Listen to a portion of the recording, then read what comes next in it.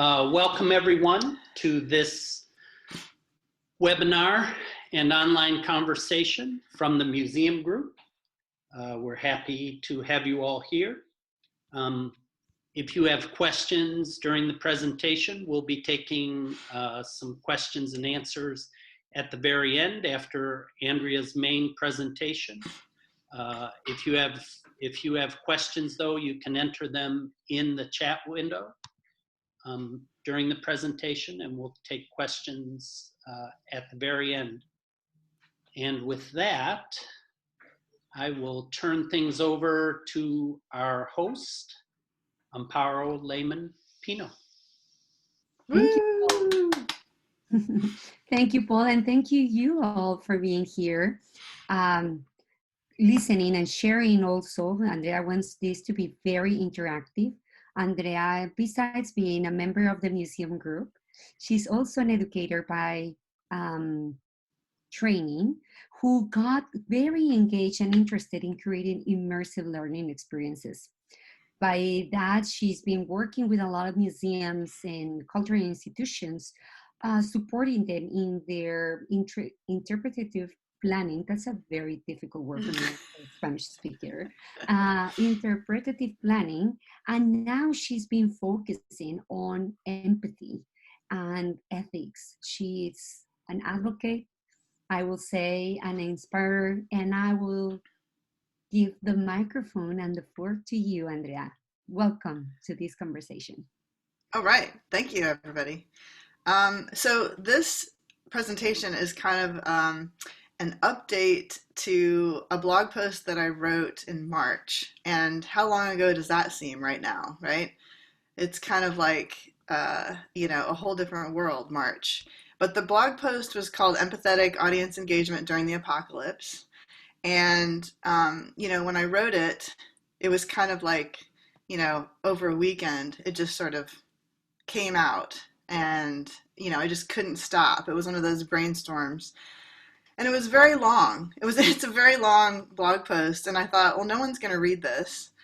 And here we are a couple months later, and it has gotten over 20,000 hits. And so it's a little bit, it's humbling. It's also dumbfounding. But I think there are some things that, people are desperately trying to figure out right now. And perhaps this framework is helping people in some ways. I've been called a museum therapist, so I'll take that as a compliment, although I claim no responsibility for your healing. But I can offer you a few tips from what I've learned. So this is kind of an update because we're really in a different place right now than we were in March. So where are we? Well, things are feeling kind of confusing right now. I've actually seen T-shirts that have 2020 dumpster fire on them. Right? People are confused out there. They are wondering if they're going to have jobs. They're wondering if their families are safe and healthy, if they're going to stay healthy. Some of them are wondering, hey, I didn't think I was racist, but maybe I'm racist. There's a lot of change afoot out here. People are wondering if we're going to get equity and justice that we are fighting for in this moment. So there's a lot of confusion, and I think it's obviously a really tough time to be a museum too. One of the really big questions that we're being confronted with right now is opening. Opening the museum, not opening the museum, and what I'm kind of wanting to frame this conversation around is this question: is how will opening or not opening affect a museum's identity? Because we are really going through a huge identity shift right now. And, I think that this decision, sometimes it's not our decision, right? There are governments pressuring museums to open, politics. We can talk about the different push and pull factors, but I really do think this could affect where a museum goes and where our field goes, what we choose in this moment. So let me just go back for a moment and discuss where this whole transitions framework that I wrote about in the blog post comes from. So I was doing some interpretive planning work for the Matatuck Museum, which is in Waterbury, Connecticut, and they were doing basically a history of their town, Waterbury. And Waterbury has been known as the brass capital of the world, and that was their identity, working class, industrial town. And you can see by this photograph, I mean, a lot of the industry has left now. And so in planning this exhibition, to kind of to keep focusing on this old identity of being a brass city seemed disingenuous. And it seemed like it wasn't honoring all of the losses that people were experiencing during that time. And, this kind of, people just didn't know collectively who they were. And so we decided to make the exhibition about that question. How do life's big changes affect who we are?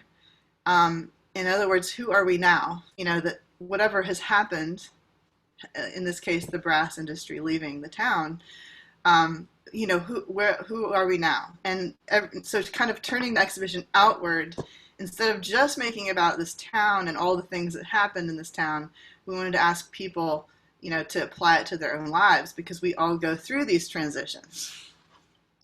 So, for example, you might have a relationship end, you might have a job end, you might become a parent, you might enter retirement. These are all huge life transitions that really affect who you are. And so in applying this, to museums in this moment, we're going through a huge, huge transition. And it was not our choice. Unlike having a baby, right? That's, well, sometimes your choice. It definitely is for gay people, let me tell you. It's definitely a choice. You don't just accidentally, okay, another story on that one. But, sometimes it's not your choice whether your relationship ends or your job ends. And so, sometimes those transitions are especially hard. So what is the framework that we're talking about? So we actually used this book to structure the exhibition.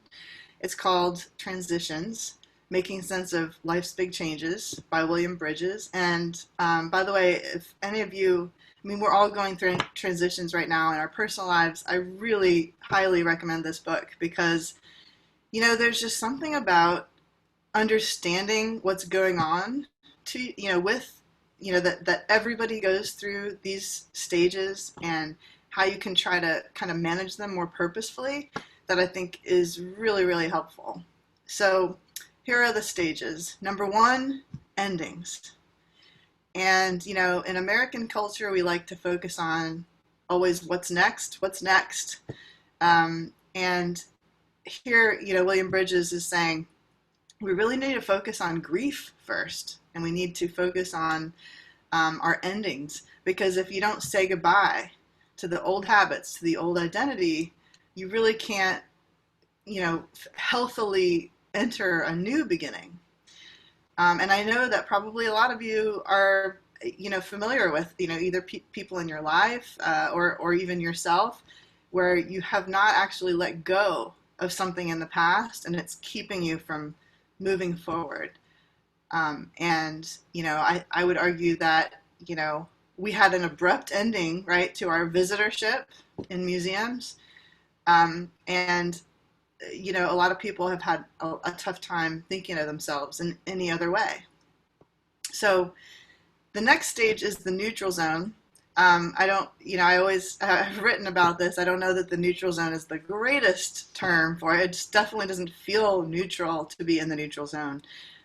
It's a liminal space where you explore different identities. And the key to being happy in the neutral zone is really just to accept the uncertainty, which is a very, very difficult thing to do. But it's an experimental space. And that's where a lot of museums are, right now. It's a lot of where we are personally as well. And then, of course, beginnings, where you start new patterns and you start a new identity. And sometimes you have false starts, so you have beginnings, that are not quite right. Maybe you break up, you leave a relationship that you had, and then you jump right into a new one, and it wasn't really the right thing to do. You hadn't really gone through all the stages, and so that beginning becomes like a false start in some ways. And we can, I think, apply that to museum work as well. So the identity shift for museums was, basically, and it still continues to be, who are we without visitors? What function do we serve in society? We have our collections, and sure, we can keep them safe, but how do we make ourselves essential in this new environment? And so, kind of exploring that, the first thing that I was recommending to museums in this post was to really grapple with your endings. Do the grieving, excuse me, that you really need to do. And how many of you out there have things that you haven't let go of yet about the old world of museums? A project that is no longer relevant. There's a lot of people that worked on exhibitions that were just going to open right before the pandemic hit, and that's a really huge thing to grieve. Laid off staff members, an idea about what the museum is really supposed to do. We are used to thinking of these boxes, right? These buildings where people gather, where people have contact, where people touch things, where people linger, right? Dwell time is really important. Well, now we have a disease that, where dwell time actually may be hazardous to our health. So, thinking about what a museum is supposed to be is a really hard thing to say. What do we need to say goodbye to in those functions? It could even be an idea about society in general that we need to say goodbye to. Second is the neutral zone, and I think I alluded to this, but in order to be really purposeful about being in the neutral zone, you really have to experiment and listen and, be in the now and really resist, because if you just start being your next self too soon, you're not going to really figure out, who you're supposed to be in the moment. So that's part of the biggest challenge, because everybody just wants to move on, or go back, right? They don't want to just sit here and be with the uncertainty and experiment with that. And to really face outward and listen. We are, at our core, audience-centered, or we should be, audience-centered institutions. And so it is so crucial at this moment that we actually get outside of ourselves and look out there and see what do people need. And I'm talking about, physical needs, emotional needs, how do we meet those needs? And I'm running a little bit short on time, so I'm going to skip Susie Wilkening's research, but you can look at that later. So here's some great examples of museums that are experimenting with and really turning outward during the neutral zone. We've got Crystal Bridges Museum that has created a community outreach initiative that includes helping people find internet, food, housing, artist relief, and social connection. There's a photograph there of an art installation we're at a healthcare facility. There's the Baltimore Museum of Industry that turned their parking lot into a coronavirus testing site and partnered with MedStar Health to do it. They're thinking about what people need, and they're taking a really, really broad interpretation of their mission. There's the Lamb Museum in Amsterdam, where you can call up using your, this is because we don't want to always be on our screens. You can call up a person who, from curator to cleaner to bookkeeper will talk to you about a piece of art. The Lincoln's Cottage is doing a great job of really empathizing with visitors right now. They have had these workshops. One of them was called Common Humanity, an online workshop where they employed a therapist to help people feel connected. And they linked this loosely to Lincoln in that, he really had to do a lot of introspection when he was at the cottage. And so they did connect it to Lincoln, but this was not about Lincoln. This was about right now, and this was about making connections. There's the 6 Feet Apart Museum.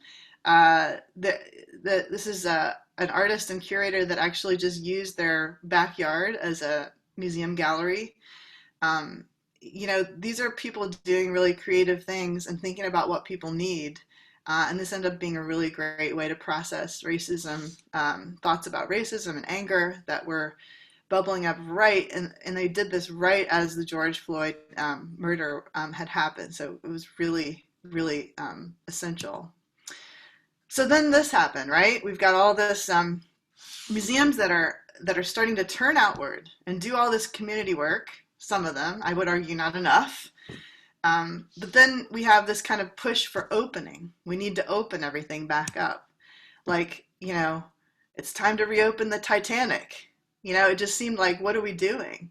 And then we had a huge Black Lives Matter protest and movement. And I feel like, this really didn't stop museums from wanting to keep on with their opening. They grappled with it, but I know some museum staff that, where they were in such a hurry to open that they're not even really asking their staff, how do you feel about all of this unrest? How do you feel about another Black man being murdered? How do you feel about police defunding and what stance should we take on it? So we pushed ahead. And now lots of museums are opening. I would liken this to getting back with your ex, in a transition. It feels like, and maybe like your ex is a little bit dangerous now. Your ex was dangerous when you left, and you still know that they're dangerous, but you're going to go back. So, this is a really interesting question I have about whether we're ready to do that. And we're turning inward to do that because we're so obsessed with safety protocols and hand sanitizer and, wayfinding that I think that's sucking a lot of energy towards the museum and not out to the communities, not looking at what people need. It's all about us now. It's all about the museum. And I wonder if it's even ethical, really, for us to open. Knowing what we know about COVID, if I were running a museum and I had several cases tracked to my institution, I would wonder whether it was worth it, because it really needs to be worth it, right? Every decision we make right now to put our health in danger has to be worth it. And then there's the content in our museums. Is it really, how does your content look now that we're in the after times, right? So here's the American History Museum. They have, the Star Spangled Banner, which is a, really moving exhibit for a lot of people. But hey, just this week, some people tore down the Francis Scott Key monument, right? Because he stood up for slavery, and some people think the Star Spangled Banner lyrics are racist. And is your exhibit ready to take that discussion on? How does it look now? Because we've all changed. Everything's changed. And we're also teaching our visitors how to behave differently in our spaces. So this is just one example, not a museum example, but I don't know if you've heard that in Japan, they've made a no screaming rule on the roller coasters. So they're open. Hey, you can go on the roller coaster. You just cannot scream. Like, what are we doing? Why are we on a roller coaster if we can't scream, right? The whole point is to feel like you're going to die. To get a thrill. But what I'm saying, like, we're having people come into like children's museum spaces, exhibit, it's like, don't touch. It reminds me of like the soup Nazi back with that Seinfeld episode where they're like, crab bisque, move on. Is that really the visitor experience we want to teach people to have? So this new normal, I would argue that we're not ready for it. We're still in transition. We are still in the neutral zone, or we should be. If we're not, then we're still haven't we really have not said goodbye to the things we need to say goodbye to, or figured out what those things are. There is one example that I wanted to show you that's curious, that I was kind of really interested in, and this is the A&D Museum in LA, and they have just decided to sell their building and become a digital space that only does pop-ups. And I don't know what exactly that's going to mean, but they have managed to hire 3 new people and retained their whole staff. That to me seems like actual reinvention, rather than trying to go back with your ex. So that's what I've got in Paro. I want to leave people with this. Yes, it's a dumpster fire, but let's burn what needs burning. Let's reinvent in ways that make sense, and reinvent getting rid of the things that don't work, and maybe completely reorganize who we want to be as institutions. All right, so. Thank you. Amparo, I just burned it up. What now? We have a few comments in the chat box that I would like to address and give voice to our colleagues. So first, I read from Walter Stavlos. Hi, Walter. Good to see you in the chat box. He's sharing with us, we don't need to open the museums to have a conversation with our audience or new audiences about what their new expectations are about us. And I would like to put that on the table to you, Andrea, to have this conversation with Walter. And we have another comment from Kathleen, but let's. Yeah, I couldn't agree more. I mean, I think that museums are not being creative enough with how they do business. What's the essence of what we want to do? Let's just use it as a creative constraint, right? Let's just say, let's pretend that you just lost your building in a fire. What would you do? Would you just cease to exist? Would you go, okay, well, I guess we just can't be a museum anymore if we can't do it this old way? I don't know. I think there's a lot more that we need to explore in terms of tools, right? Other than the same old tools. I couldn't agree more with Walter. Yeah, because of these tools that we're using, there's also this concern that Kathleen McLean, hi Kathleen, it's also raising about, can you say more about the identity shift you mentioned before? She says, perhaps museums haven't shifted their identities, but with these exclusive openings, they're reinventing back to the old normal. Because she was also saying earlier that this idea of opening with restrictions or fewer visitors is like going backwards. So what's the identity conversation? And if this is really moving us backward, or how can we move forward, right? Like Four says, or opening with no experience, right? So what are your thoughts? Okay, so say more about the identity shift, Kathleen wants me to say. Perhaps museums haven't shifted. Yeah, I mean, that's exactly what I'm saying, is that they have not really grappled with the things they're supposed to grapple with before going back. They're going back, not forward, right? To be clear, what we're doing is we're opening back up with a watered down sort of experience, and which is forcing us to really focus on the wrong things, I think. I mean, if we were in a war, which this almost is, it's a very similar thing. I mean, our world is burning. We have got, it's like the Depression, 1968, the 1918 flu epidemic. It's all happening at the same time. That's how much shit is going down right now, if I can just be blunt, right? And some of us are still like, well, how are we going to show people our rock and mineral collection? I don't know, right? They're still focused on them. And so, to get out there, I think will help us to adjust to the new normal more, because we're going to be more plugged in. We're going to be more plugged into what is actually happening out there, and then being focused on wayfinding and, hand sanitizer, right? Yeah, and actually, it's also an Oh, opportunity somebody to. wants me to stop sharing my screen. Okay, yeah. I think that is also an opportunity to be more connected, meaning uh, not to be insulated or isolated from other institutions that have other audiences. I think it's also the time to join forces, right? I was attending another online learning experience on opera, with the opera, right? What are we gonna do with performances at the opera if we cannot go to the opera, right? Right. As a patron. And then I'm thinking that that model or that problem solving connects very well with any other cultural institution that is not in the performing arena.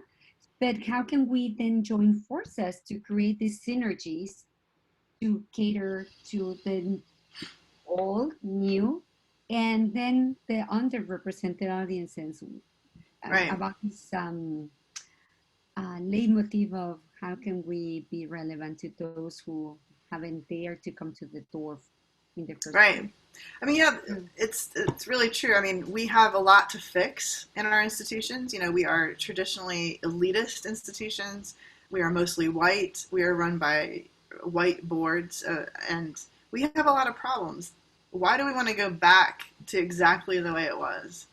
If we have, if everything is up for grabs right now, including the core identity and the function of what a museum does, then let's take this opportunity to reinvent instead. And the openings definitely feel backwards to me. But I want to ask too, since a lot of people don't have the choice, right? I mean, they're either somebody is forcing them to open. In fact, most of the people I've talked to who work in museums do not actually want to open. They just, someone told them that they have to. I don't know, political forces or directors or whoever. So they're being forced to. So me telling them not to open is kind of like, okay, well, now what, right? So if you have to open, how is this going to affect your identity compared to other museums? And that's a big question I have, because we are, we're going to change the way people interact in a museum to some extent. Um, so will that mean that the folks who do not open are going to be behind on all of the on all the safety protocols and all the things that they think they're going to fall behind in? Or are the museums that don't open going to be the ones that are leading um, and becoming more of who they should be? I mean, of course, you know what I think, but I'm kind of interested in what people think out there, because we've got a lot of experience out there in the Zoom audience. What are we getting here? And I just want to make a note that it's nothing that it's going to change. It already changed. Right, And right, right. now we are already gone through that change, that shift. So under these circumstances, what do the audience think about this identity and how this is gonna affect us? So we have a lot of comments in the chat. I'm super excited. Mm-hmm. For example, seeing a lot of dragging and not so much lightness from Edward Rodley. And Walter again says, I think we need to be both humble and bold. Humble to accept that we will not be the leader of the new partnerships that we need to be created to respond to what our community need, and bold by doing things that we have not done before. And Susan Right. Sparrow says, one of my common phrases these days is radical change is fine, right? Until it is yours. I agree, we need to change and appreciate how you have framed this, talking to you, Andrea. How do we better understand what we are in a neutral zone when change is always so difficult? What are some ways to manage it, the neutral zone? There's another. Right. I mean, the neutral zone is extremely scary, but it's also exciting at the same time. Um, I mean, I always give the example of when I personally came out of the closet. I was, straight married, and then I was like, oh my gosh, I'm gay, and I had all these, huge life transition, and I was like, oh, like who I am is completely up for grabs. I don't know who to be anymore. I don't know who to, if do I have the same friends? Do I not have the same friends? What kind of lesbian am I going to be, right? So it was really confusing, and it was really sad, to leave the old life in some ways, and like the life of being like a normal, I guess, person. But it was so exciting at the same time. It was like I finally get to be who I should have been, to begin with. And I think a lot of museums, that is a really hard thing to grapple with. The fact that it's a freak out moment, but it is also a time that can be really exciting. I mean, are any of you out there actually excited about this moment, or is it really dragging you down right now? Can I ask that of people? Yeah, there we have some answers actually, or in this. Confusing or exciting, or what kinds of confusing and exciting have we had out there? Um, Lisa Anderson, I'm gonna just quote a part of her comment. We have a window now where literally everyone is expecting change. Mm-hmm. I agree, it is time to reinvent, but that reinvention to go beyond the layering of more practice and programs. It needs to move aspirational work into foundational work. It needs to result in new paradigms. And Yeah. I cannot agree more that this is an opportunity to really dive deep and go to the mission and go to say the new how, the new practices, but a little bit Yeah. beyond that. It's Yeah. about potential of, you were talking about identity, but maybe it's also values and Yeah. the core of the. Function, purpose. When we Mhm. started, we've had this debate for, I mean, actually decades, right? Like, what is a museum supposed to be? And I think we saw at ICOM last year really the kind of bubbling over. Like, they couldn't even actually agree on the definition of a museum, right? So this was already happening, this identity crisis in some ways. This has just made it a lot more. I don't know. This has made it come to the surface quite a bit more. But like Lonnie Bunch said in his address at AAM, he said museums should be centers of community, but not community centers. And I thought that was really interesting. And I don't know exactly where the line is drawn there. And maybe if that just applies to Smithsonian's, I can't picture Smithsonian's, I mean, outside of the Anacostia Community Museum, being true centers of their community, just the way that they're set up. But, like with the Baltimore Museum of Industry, taking the lead and donating their parking lot to be a COVID testing site, does that have to do with their mission? I mean, is that related to Baltimore industry? I mean, what do you all think about that? Is that too far afield? Is that too far? Well, do you think, Amparo, is that too far afield? It's not. And actually, the Museum of Man, Micah Parson, as its CEO, made a very early statement saying this building was used as a hospital during World War this, and the way to use this, and we have done that. This is your building. This is for the community. Use it as you need it, right? This is we Mm-hmm. have collections, etc. But this is for community service. But there's another nuance in these things, that there are staff, and I'm just rephrasing what our colleague Beth Ponte from Brazil, who's saying that your blog post was also quite viral down because we're in the north, right? It's south, in the south. Her question is, how can museums operate the transformations needed now if their leadership still fear change, or if they are not connected with their communities? What do you think will happen to institutions like these?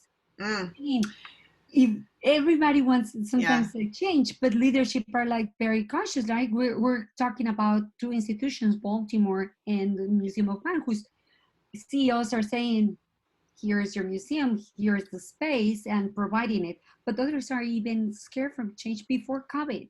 And now that we have to change because these things are upon us, how can we address this change with leadership when there's so much resistance? I really think that this is a sink or swim moment. You know, we are finding out who museums are, and a lot of them are going to go away. I mean, we may lose, what was that estimate from Laura Lott? A third of our museums. So I guess we'll find out if leadership, you know, if they want to take that route, and see how relevant their museum is at the end of all this. I mean, I guess it also depends on your funding streams too. You know, some museums can actually afford to still be irrelevant, which, you know, blows my mind. But I think we're going to see a lot of kind of like social Darwinism of museums, where the ones who really show that they are essential to, you know, communities and to our needs and not to their own pretend needs, are going to be the ones that survive. That at least is, you know, kind of my hope, actually, you know, that maybe in some ways this, I mean, it's not a great thing that we're losing so many jobs, right? I mean, that's the sad part about this. But that if it forces us, you know, by a threat of our own survival to be relevant, then, you know, maybe it will have been a good thing in the end. But, you know, one more thing I wanted to say about leadership, you know, some of this stuff has to be authentic, right? I mean, you can't become a leader in anti-racism if you really haven't done that work, you know, that background. You can't become a leader in community service if you don't really think that's important, like underneath, you know? It has to come from an authentic place. I mean, I know, back to the Baltimore Museum of Industry, that the reason that they did that whole initiative was because Beth Maloney, who works there, her husband works as an ER doc and was seeing the real-time effects of COVID and people struggling to get tests. And that came for her as a huge, authentic, you know, moment of, you know, that we've got to do something, right? It wasn't just something that they'd like, well, this funder wants us to do something socially relevant, so I guess we should. You know, like, this was real for her. And so I think it has to be real. And if it's not, then, you know, it's just not, it's not what you do, right? And it's maybe not what museums are built to do right now. What else do we have coming up? We have a couple of comments first from Elaine Gurin, and we have some supportive +1s in the chat that says, I suspect that we need to look at the long history of community and eco museum that have been working for generations directly with their neighbors who long believed that they had social responsibility and have worked at it. It is the collections-based museums that have so few models. Mm-hmm. You right. know, these environment or system of ecosystems in our field. And then Kathleen was also contributing, saying many museums have so much empty space. Why not turn that into strength? Come to be inspired in a safe space. I disagree with Lonnie. I don't think it's either or. We should be community centers as well as centers of community. We can be both. Yeah. Both. I really think that all of this is kind of like, you know, needs to be reconsidered when we're at such a place of crisis. Yeah. You know, how can we best serve? What do you have? What does your institution have to offer?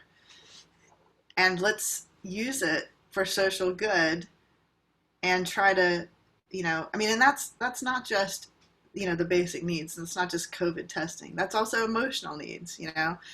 There are, you know, there's a 14% increase right now in teen suicides. That's because a lot of them are trapped at home with people who, you know, don't, you know, who are either abusive or unaccepting. There's a lot of queer teens who are having a lot of problems right now. There are, older people who are extremely lonely. I mean, there's a lot of loneliness out there.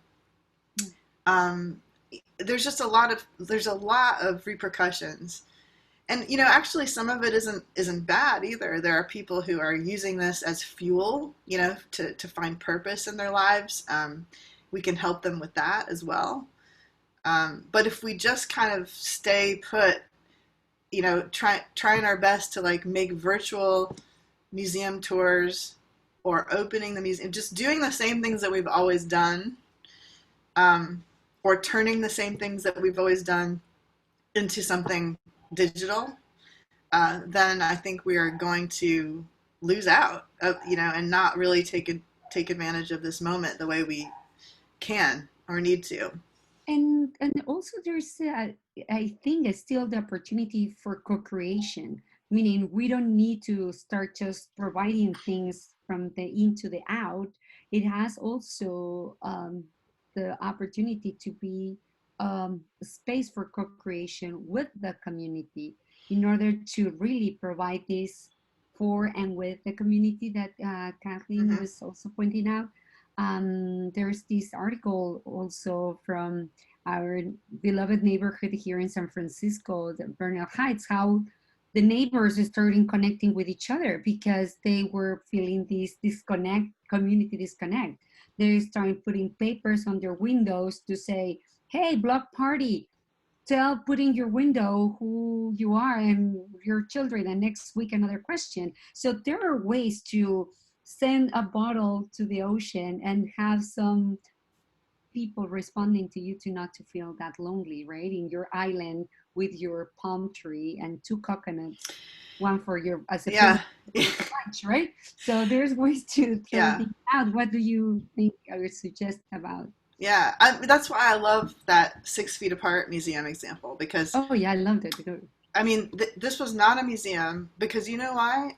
A museum would have taken a year to put that together, right? Of project planning that out, and these guys just did it. They responded in the moment, and those art pieces helped people to process really complex emotions that were happening all through their neighborhood. It was a very micro thing, very small batch education kind of stuff, right? That kind of impact, and not thinking about, there's been a lot of writing about, the end of the Blockbuster exhibit and that kind of stuff. But how about the end of, mass education, that impact equals numbers? Those kinds of ideas may need to kind of change, right? So yeah, and actually to be also comfortable to be raggedy or not that polished and not that cute, right? Mm-hmm. Yeah. Just, and Lisa says that how we react it now is sending a message to our communities about what we value. Exactly. I mean, in terms of, I think especially I'm seeing a lot of kind of disregarding the pandemic in the exhibit design and exhibit development sector. Programs people are kind of more like, what should we do? And exhibit developers are like, well, we've got an exhibit open in a year, so we're just going to keep working on that. But like the resources that you allocate through people, time, and money, that's what you value, right? These exhibit designers and developers, what could they put their minds to out in the communities? I know, so Laura Roberts is here. I know your Cambridge Historical Society has been putting pop-ups in museum, or not small business storefronts, right? Just like simple things to show, it's like very much showing the museum is still here. And also, what are we doing with all these empty storefronts? They look kind of like a ghost town. How can we reinvigorate the communities in different ways? I mean, that's, I think it didn't look, that tremendously expensive, but very responsive, right? Yeah, and we have our last comment question coming from Lisa Anderson saying, how we react now to the pandemic Oh yeah, I read that one. Yeah. Oh, you read that one? Yeah. Can we do it out loud for people that maybe are gonna watch this and they don't have the chat for them in the recording? Do you wanna do it, or do you want me to do it? Oh, I read it like just a few minutes ago, but yeah, reacting in the pandemic is sending a message about what we value. That's the main thing there. Yeah. I mean, who we eliminate, who we lay off. I mean, wow, we're really finding out what museums value and who they really are. And that is why I actually named the post empathetic audience engagement in the apocalypse, not the pandemic, because an apocalypse includes two Greek words that means uncover. And that's really what this is. This is an uncovering that we're seeing.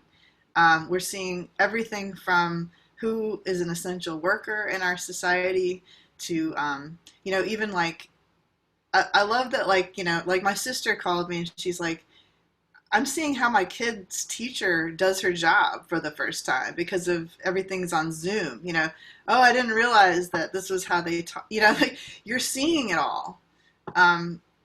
We are like really having to grapple with, I mean, I'm grappling with it too, right? Everything about being a consultant is thrown up in the air too, and so I'm having to figure out what is essential about my business, about my skills.